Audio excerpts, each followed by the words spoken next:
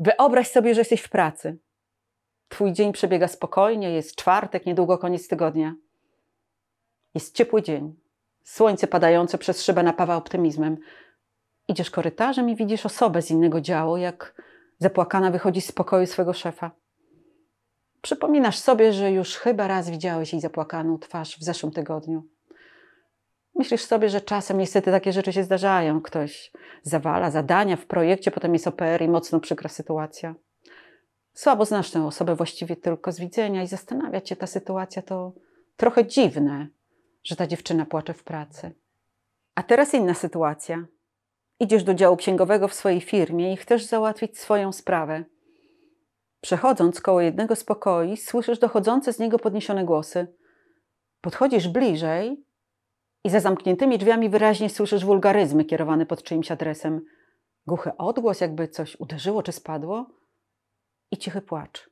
Co robisz w każdej z tych sytuacji? Jak zareagujesz? Czy zdecydujesz się nacisnąć klamkę i wejść do środka? Po co właściwie miałbyś to robić? Ten film poświęcony jest tematyce mobbingu i molestowania. Dowiesz się, czym różni się molestowanie od mobbingu i, co chyba najważniejsze, powiem, na jakie zachowania warto być uwrażliwionym, aby zminimalizować ilość zachowań niepożądanych w zespole. Zapraszam. W opisanych przeze mnie przed chwilą sytuacjach istnieje podejrzenie, że możemy mieć do czynienia z molestowaniem. Ktoś przecież został skrzywdzony, zastraszono go lub poniżono. W myśl artykułu 18 Kodeksu Pracy molestowanie jest przejawem dyskryminacji, czyli jest to niepożądane zachowanie, którego celem lub skutkiem jest naruszenie godności pracownika lub pracownicy i stworzenie wobec niego czy niej zastraszającej, wrogiej, poniżającej, upokarzającej lub uwłaczającej atmosfery. Oznacza to, że molestowanie nie musi być długotrwałe, tak jak ma to miejsce w przypadku mobbingu. Może być jednorazową sytuacją. I warto wiedzieć, że molestowanie pojawia się zawsze na tle kryterium dyskryminacyjnego, w przeciwieństwie do mobbingu, który pojawia się bez takiej określonej przyczyny. A zatem do molestowania może dochodzić ze względu na płeć, wiek, rasę, religię, przekonania polityczne czy inne. Jest jeszcze jedna ciekawa kwestia, którą warto tu podpowiedzieć. Inaczej rozkłada się ciężar dowodu przy dochodzeniu roszczeń w obu zjawiskach. Pracownik dotknięty molestowaniem ma jedynie uprawdopodobnić, że doszło do dyskryminacji w przypadku molestowania. Natomiast w przypadku mobbingu pracownik musi udowodnić, że do niego doszło, czyli musi przedstawić wszystkie dowody potwierdzające takie zachowanie, co często nie jest łatwe. Powróćmy do mojego pytania ze wstępu. Czy powinniśmy się włączać, gdy widzimy niepożądane zachowania wobec innych osób w pracy? Czy warto pokazać, że jesteśmy świadkami? Odpowiedź brzmi tak. Niekiedy wystarczyłoby zasygnalizowanie, że po prostu jesteśmy w tej sytuacji, że widzimy ją i słyszymy, że osoba doświadczająca mobbingu nie jest sama. Z pewnością zgodzimy się z tym, że w każdej niepokojącej sytuacji warto działać w parze, nie samemu. W duecie jest siła, w grupie jeszcze więcej mocy. W przypadku każdego niepokojącego zachowania powinniśmy poinformować przełożonego lub dział personalny, który powinien być pomocny. Jeśli z osobistych powodów nie chcemy rozmawiać z szefem, to konieczny jest kontakt z osobą z wyższego kierownictwa. Wszyscy powinniśmy czuć się bezpiecznie w pracy, dlatego warto dążyć do tego, by uniemożliwić powtórzenie się trudnych sytuacji w przyszłości. Przed pandemią, w roku 2019, przeprowadzono w Polsce ciekawe badania dotyczące poczucia bezpieczeństwa w pracy. Respondentami i respondentkami było 1500 osób zatrudnionych na etacie w różnych sektorach polskiej gospodarki. Wyniki okazały się zaskakujące. 85% badanych odczuwało w roku poprzedzającym badanie stres w pracy. 63% doświadczyło nieodpowiedniego traktowania przez osobę przełożoną. 53% przemocy słownej. 46% doświadczyło mobbingu w pracy. Tyle samo skarżyło się na wykluczenie ze strony pracowników. 39% doświadczyło w pracy dyskryminacji, a 14% przemocy fizycznej. Te dane jasno pokazują, że co druga osoba była ofiarą mobbingu, a co trzecia ofiarą dyskryminacji, wykluczenia ze strony współpracowników i współpracownic, co oznacza, że powszechność tego zjawiska może przerażać. Skoro te dysfunkcyjne zachowania dotyczą tak dużej ilości ludzi, to zapewne w Twoim otoczeniu są osoby, które tego doświadczyły. Możesz nawet nie wiedzieć, z czym się borykają w pracy. Może są Twoimi sąsiadami, a może jesteś nią Ty sam. Wiemy już, kiedy zjawisko możemy określić molestowaniem, ale czy każdą trudną, powtarzającą się sytuację można nazwać mobbingiem? Na pytanie, czym jest mobbing, odpowiada nam artykuł 94 Kodeksu pracy. A zatem o mobbingu możemy mówić wyłącznie w pracy. W relacjach rodzinnych, gdy występuje agresja, mamy do czynienia z przemocą domową, a nie mobbingiem. Zgodnie z ujętymi przepisami, mobbingiem określa się działania lub zachowania dotyczące pracownika lub skierowane przeciwko niemu, polegające na uporczywym i długotrwałym nękaniu lub zastraszaniu pracownika, wywołujące u niego zaniżoną ocenę przydatności zawodowej, powodujące lub mające na celu poniżenie lub ośmieszenie pracownika, izolowanie go lub wyeliminowanie z zespołu współpracowników. Taka definicja dla większości z nas może być zbyt zawiła, może zbyt ogólna. Jak w takim razie rozpoznać to zjawisko? W każdej organizacji zdarzają się przecież sytuacje, gdy ludzie nie pałają sympatią do siebie, są konflikty i nieprzyjemne sytuacje. Jest kilka przejawów, które mam nadzieję ułatwią Ci właściwe rozpoznanie sytuacji. Po pierwsze, to co odróżnia mobbing od każdej dyskomfortowej sytuacji w pracy to skutek. Ustawodawca każe patrzeć na skutek. Także my, osoby, które zawodowo pracują z osobami doświadczającymi mobbingu, czyli psycholodzy i prawnicy, patrzymy na skutek. Ty też patrz na skutek. Jeśli widzisz, że osoba dawniej radosna i pogodna zaczyna gasnąć, przestaje się odzywać, staje się wycofana, jest to pierwszy sygnał do tego, aby zainteresować się jej sytuacją. Jeśli widzisz ją kolejny raz, zapłakaną, mocno zdenerwowaną, napiętą, to zacznij działać. Osoby dorosłe nie płaczą bez powodu w publicznym miejscu. Zrób pierwszy krok. Zapytaj, co się dzieje. Każdy i każda z nas ma pewien próg odporności na stres psychiczny, po przekroczeniu którego przestaje sobie radzić. Jeśli dojdzie do przekroczenia tej granicy wytrzymałości, rośnie w nas prawdopodobieństwo depresji lub somatyzacji. Ofiara wówczas może cierpieć na wrzody żołądka, astmę czy problemy kardiologiczne i nie rozpoznać w nich wymiaru psychologicznego.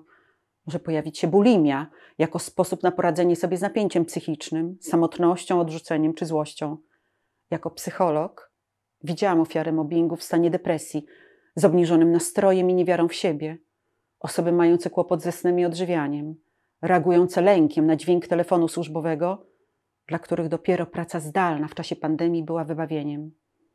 Podsumowując, uszczerbek na zdrowiu pracownika czy pracownicy, szczególnie zdiagnozowany uszczerbek, zarówno fizyczny, jak i psychiczny, jest głównym dowodem na wystąpienie w organizacji zachowań takich jak mobbing. Po drugie, w zachowaniu mobbera często trudno określić racjonalne przyczyny tak negatywnego zachowania się wobec danej osoby. Niezwykle niepokojące są pojawiające się w firmie plotki czy opinie, których celem jest ośmieszenie pracownika czy pracownicy. Czasem nie zdajemy sobie sprawy, jak bardzo krytyczne komentarze, które słyszymy przechodząc korytarzem lub nalewając sobie kawy w kuchni, poniżają ludzi.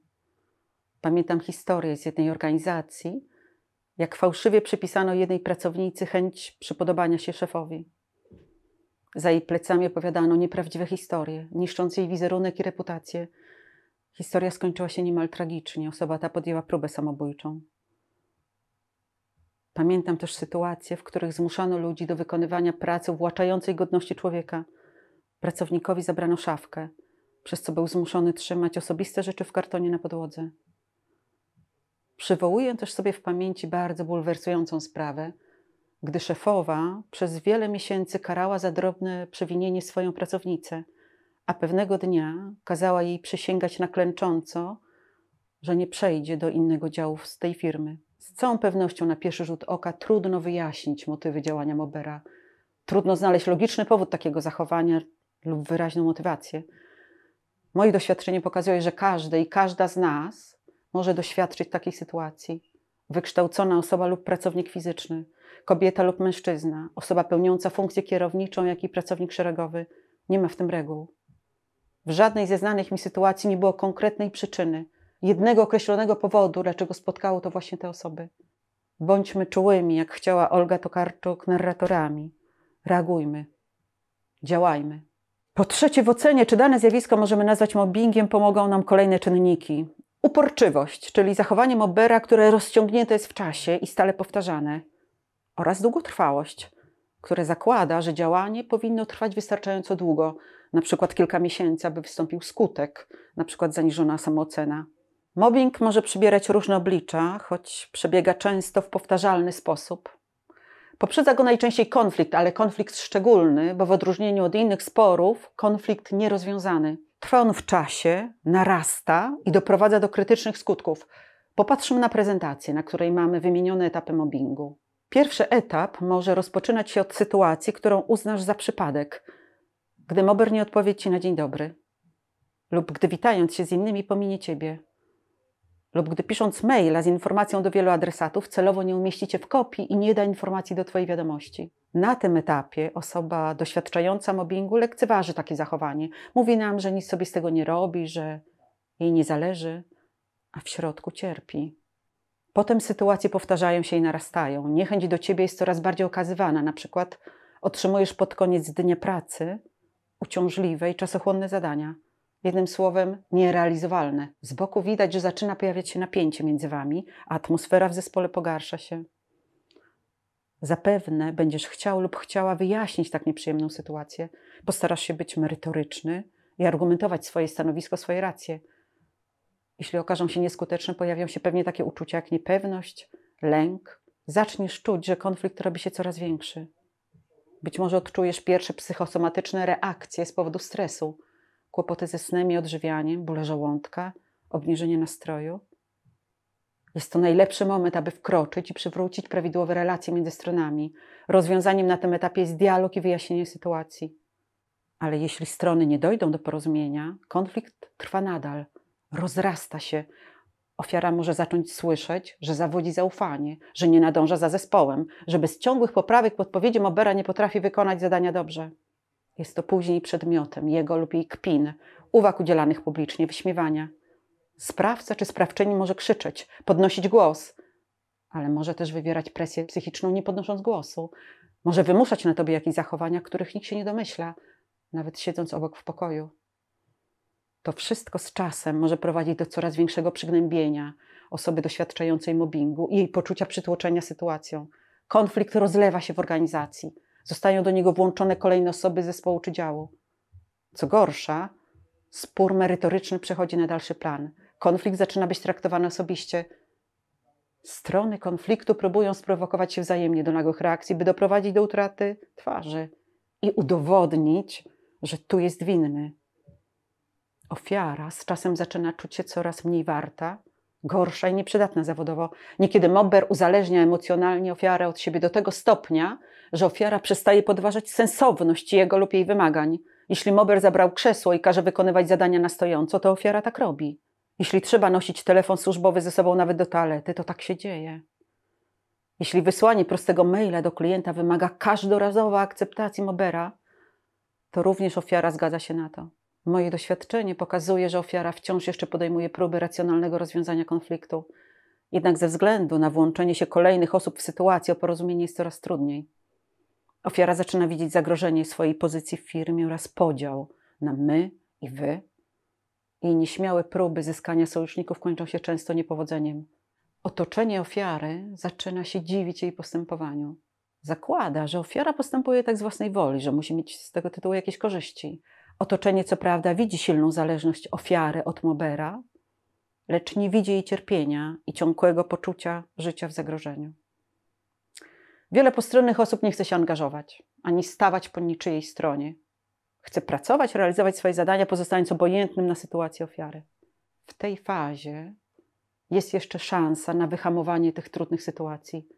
Poza zaangażowaniem szefa czy szefowej ofiary lub pracowników działu personalnego powinien włączyć się kierownik lub kierowniczka wyższego szczebla. Kluczowy może okazać się jasny komunikat w organizacji, że oczekiwane jest jak najszybsze zakończenie sporu. W fazie trzeciej, czyli po wielu miesiącach trwania trudnej sytuacji, zazwyczaj nikt już nie chce współpracować z ofiarą mobbingu. Traci ona powszechną akceptację i szacunek. Ofiara, bojąc się sprawcy, nie ujawnia całej prawdy otoczeniu. Sama też czuje się współwinna, boi się ośmieszenia, że nie potrafi się obronić czy postawić granicy. Z kolei mobber najczęściej ogranicza samodzielność zawodową tej osoby i niszczy w niej poczucie sprawstwa. Doprowadza z czasem do całkowitej izolacji w stosunku do innych osób w dziale. utrwala jej wizerunek w zespole jako osoby trudnej lub kłopotliwej. Jej złe samopoczucie i nastrój wywołane mobbingiem służą do usprawiedliwienia kolejnych ataków na nią i wykluczenia. U ofiary pojawia się gigantyczny stres. Narasta jej poczucie bezsilności, lęk i rozpacz. Plotka rujnuje reputację ofiary. Jej nadzieje na rozwiązanie konfliktu i dalszą pracę w tej firmie. Pojawiają się destrukcyjne zachowania ofiary, która za wszelką cenę chce uniknąć zwolnienia. Dla obserwatorów z zewnątrz emocje uczestników i uczestniczek konfliktu wydają się zupełnie irracjonalne. Wiele osób dziwi się, słysząc takie historie, pytają, jak ofiara mogła pozwolić na takie traktowanie upokorzenia. Dziwią się, dlaczego nie krzyczała, nie domagała się zmian, wyraźnie nie stawiała granicy. Wydaje się nam, że my byśmy na to nie pozwolili. Przecież zdrowy rozsądek to podpowiada. Zapominamy jednak, że ofiara, będąc zależna od mobbera, ten rozsądek zaczyna tracić, bo przygnieciona tą sytuacją stara się samą siebie zrozumieć i zaczyna powoli uważać, że krzyki w stosunku do niej i złe traktowanie są zasłużone. Zaczyna czuć się współwinna, zaczyna się czuć gorsza i małowarta, zaczyna czekać na moment, kiedy spełniając oczekiwania mobbera poczuje jego aprobatę. Powoduje to jeszcze większe zapętlenie sytuacji, coraz większą zależność od sprawcy. Organizacja natomiast zaczyna coraz silniej postrzegać ofiarę jako ciężar. Ogólny stan psychiczny i fizyczny ofiary stale się pogarsza i może się przekształcić w poważną chorobę. Wskazane jest rozpoczęcie terapii ze względu na nasilające się dolegliwości psychosomatyczne. Jakie jest teraz rozwiązanie?